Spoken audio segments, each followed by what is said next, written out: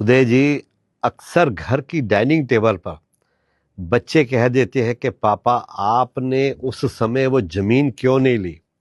उस समय तो वो जमीन कौड़ियों के भाव मिल रही थी। लेकिन वही बच्चे यह नहीं जानते कि उस कौड़ी को जोड़ने के लिए पापा ने अपनी कितनी खुशियां कुर्बान दी थी। बच्चे तो सिर्फ ये बोल देते कि पापा उस समय इतनी जमीन सस्ती थी, ये था, आपने कुछ नहीं किया। तो पुरानी पीढ़ी का सिद्धांत क्या था उदय जी? जितनी चादर उतने पैर। हमारे पिता ने, माता पिता ने साइकिल पर सफर किया ताकि हम कार में बैठ सकें। उन्होंने पुराने कपड़ों में गुजारा किया ताकि हमारे पास स्कूल की नई ड्रेस हो। उन्होंने जरूरत को समझा, चाहत को नहीं। जो जमीन आज हमारे बच्चों को सस्ती लगती है, उसे खरीदने के लिए उस वक्त एक एक रुपया खून पसीने की कमाई से बचाकर जोड़ा गया था। आज की पीढ़ी का सिद्धांत क्या है? आज की पीढ़ी का सिद्धांत है, आज जियो, कल की ईएमआई कल देखेंगे। आज 20,000 के फोन से जो काम चल सकता है, लेकिन बच्चों के हाथ में 1.5 लाख का आईफोन चाहिए।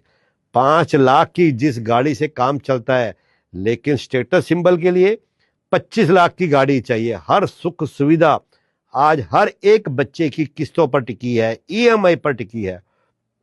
हमने अपनी समझ बूझ से जो पूंजी और जो जमीन जोड़ी, आज की पीढ़ी उसे सस्ती कहकर हमें कम आंक रही है। लेकिन सवाल यह है कि आप अपनी आने वाली पीढ़ी के लिए क्या छोड़ रहे हो?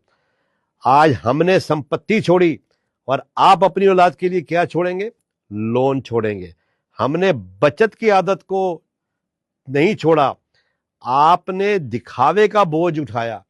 हमने आपको जमीन का टुकड़ा दिया और आप शायद क्रेडिट कार्ड का बिल छोड़ोगे।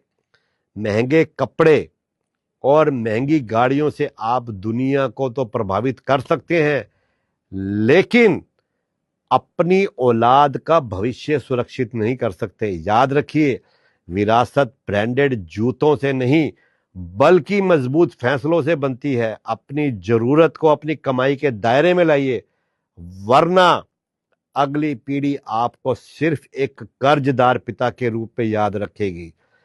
अपने अभाव में रहकर हमने अपना भविष्य बनाया और तुम प्रभाव में आकर अपना भविष्य गंवा रहे हो। बहुत सोचने वाली बात है। विरासत में मिली जमीन बेचना आसान है, लेकिन एक धुर जमीन खरीदने का अनुशासन और पालन